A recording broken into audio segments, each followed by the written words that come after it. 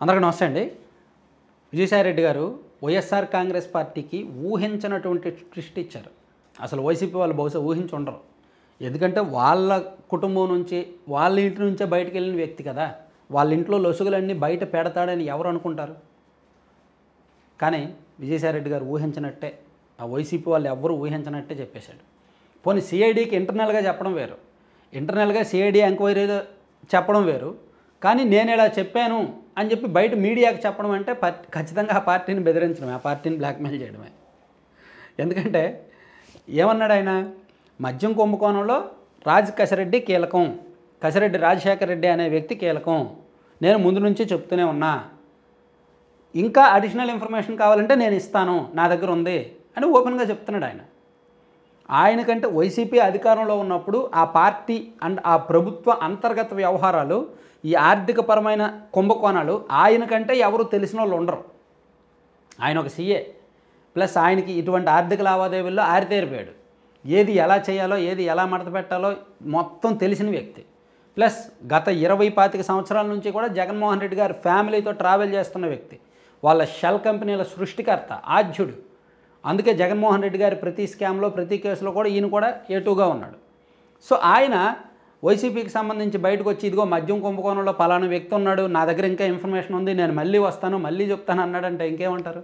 మళ్ళీ అక్కడతో వదల ఈ కాకినాడ సీపోర్ట్స్ లిమిటెడ్కి సంబంధించి అండ్ సెజ్, ఈ రెండు కూడా కేవీ రావు గారి దగ్గర నుంచి బలవంతంగా వాటాలు ఆక్కున్నారు. 3,600 కోట్ల విలువ.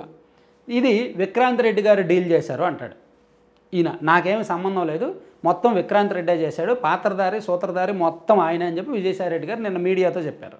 లోపల సిఐడితో చెప్పడం వేరు, కానీ బయటకు వచ్చి మీడియాకు కూడా చెప్పాడంటే ఖచ్చితంగా ఆ పార్టీకి ఒక సిగ్నల్ ఇస్తున్నట్టు, నన్ను కెలకొద్దు, నన్ను కెలిగితే మీ నిజాలన్నీ బయట పెట్టేస్తా అని.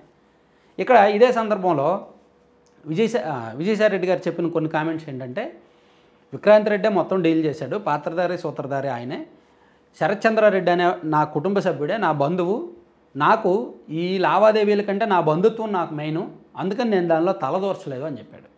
కానీ మనం కాస్త ఆలోచిస్తే వీళ్ళ అల్లుడికి సోదరుడే శరత్చంద్రారెడ్డి. మరి ఆ శరత్చంద్రారెడ్డి అనే వ్యక్తి ఇటువంటి వ్యవహారంలో ఇన్వాల్వ్ అవుతున్నప్పుడు, ఒక ఆర్థిక లావాదేవీలన్నీ తెలిసిన నిపుణుడిగా, సీఏ చేసిన వ్యక్తిగా, ఆ పార్టీలో తలమూలకలై ఉన్న వ్యక్తిగా హెచ్చరించవచ్చుగా, ఇలా చేయొద్దు, భవిష్యత్తులో మనం ఓడిపోతే రేపు పొద్దున్న దీని మీద ఎంక్వైరీ జరుగుద్ది, ఇది 1000 కోట్ల స్కాము, మనల్ని పట్టుకుంటారని చెప్పొచ్చుగా. ఎందుకు చెప్పలా అంటే ఈయనకు తెలిసి మొత్తం వ్యవహారం నడపడంలో ప్రేక్షక పాత్ర వహించుంటాడు. ఒకటి ప్రేక్షక పాత్ర వహించాలి, 2 భాగస్వామయ్య ఉండాలి. ఈ రెండిట్లో ఏం చేసినా తప్పే. సో ఇప్పుడు బయటకు వచ్చేసి, లేదు నాకేం తెలియదు, నేను చాలా నేను నిజాయితీ పరుణ్ణే, నాకు తెలియకుండా మొత్తం వాళ్ళే నడిపించారు అనేటట్టు చెప్తున్నాడు. సో ప్యూర్లీ అది ఆ పార్టీకి బ్లాక్మెయిల్ చేయడం. ఈ 2 వ్యవహారాలతో పాటు జగన్మోహన్ రెడ్డి గారి పర్సనల్ వ్యవహారాలు అండ్ ఆ పార్టీ నిర్మాణానికి సంబంధించిన క్వార్టరీ ఉంది. ఆ క్వార్టరీ వాళ్ళని జగన్మోహన్ రెడ్డి గారు క్వార్టరీ వాళ్ళు చెప్పిందని నమ్ముతాడు. అంటే ఆయన కడుపులో చాలా ఉందన్నమాట. విజయసాయిరెడ్డి గారి మైండ్లో, కడుపులో చాలా ఉంది వైసీపీ పార్టీ మీద. కక్కలేక జస్ట్ ఇండైరెక్ట్గా సోచాయిగా తను చెప్పాలనుకునే చెప్పాడు. కానీ ఇంకా చాలా ఉన్నాయి. ఏదది బండాగారం బద్దలైంది ఎనీ టైం.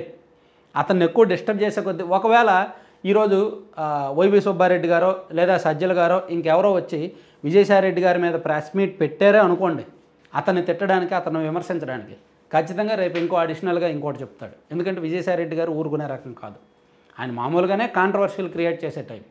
అతని ట్వీట్లు, అతని భాష అలాగే ఉంటుంది. ఇప్పుడు ఇంకా వీళ్ళు అతన్ని రెచ్చగొడితే అతని దగ్గర ఉన్న వ్యవహారాలన్నీ బయటికి చెప్పేస్తాడు. ఆల్రెడీ షర్మిల గారు కొంత బయట చెప్తున్నారు. వైసీపీ నిర్మాణానికి సంబంధించి, వైఎస్ ఫ్యామిలీకి సంబంధించి షర్మిల గారికి బాగా తెలుసు. ఆమెనే కొంత డిస్టర్బ్ చేసి ఆమె కొంత బయట పెట్టేశారు దానికి సంబంధించిన వ్యవహారం. ఇప్పుడు విజయసాయిరెడ్డి, వీళ్ళిద్దరిని ఎదుర్కోవడానికి వైసీపీకి జీవితకాలం సరిపోదు నిజంగా వీళ్ళిద్దరిని ఎక్కువ రెచ్చగొడితే.